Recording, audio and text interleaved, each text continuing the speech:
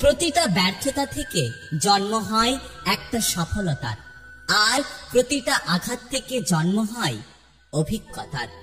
অপমান জিনিসটা পলিথিনের মতো, মাটির নিচে চাপা পড়ে যায় কিন্তু কোনোদিনও পচে না।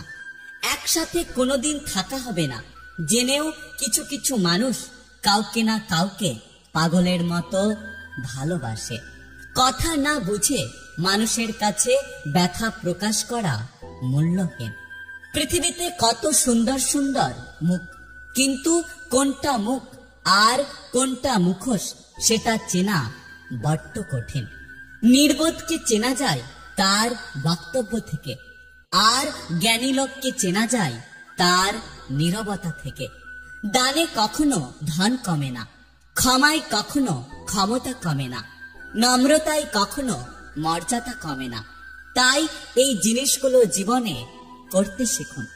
বন্ধু একটা হোক, তবে এমন হোক যাতে মুখের কথা নয় মনের কথা বুঝতে পারে। কাউকে অতিরিক্ত সম্মান দিলে পরে নিজেকে অপমানিত এবং সস্তা হতে হয়। ব্যথা কখনো দেখানো যায় না, কাউকে বোঝানো যায় না, সেটা শরীরের হোক অথবা মনের। যার ব্যথা সে ছাড়া অন্য কেউ অনুভব করতে পারে না। সময়টা তাকে দিও যে সময়ের মূল্য বোঝে, আর সম্পর্ক তার সাথে রেখো যে তোমার গুরুত্ব বোঝে। সৃষ্টির সবকিছুই সুন্দর, অসুন্দর তো মানুষের মন এবং মানসিকতা। সুখের নাম জীবন নয়, কষ্টকে জয় করে বেঁচে থাকার নামই হলো জীবন। এই শহরে টাকার বিনিময়ে নাকি অনেক কিছু বিক্রি হয় রোজ, অথচ আমি একটু ভালোবাসা পেলে বিক্রি হতে রাজি।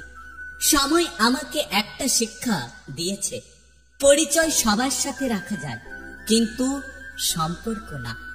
যারা মানুষকে অতিরিক্ত ভালোবাসে তারাই সবচেয়ে বেশি কষ্ট পায়, আর তাদের কষ্ট কেউ কখনো বুঝতে পারে না। নিজের যোগ্যতা নিয়ে কখনো অহংকার করতে নেই, কারণ পাথর কিন্তু তার ওজনের জন্যই ডুবে যায়। একটা কথা কি জানো তো, বিশ্বাস গড়ে ওঠে তিল তিলে আর ভেঙে যায় এক ঢিলে। যে আপনাকে পাত্তা দেবে না তাকে আপনিও পাত্তা দেবেন না, সে যত বড়ই বিখ্যাত মানুষ হোক না কেন।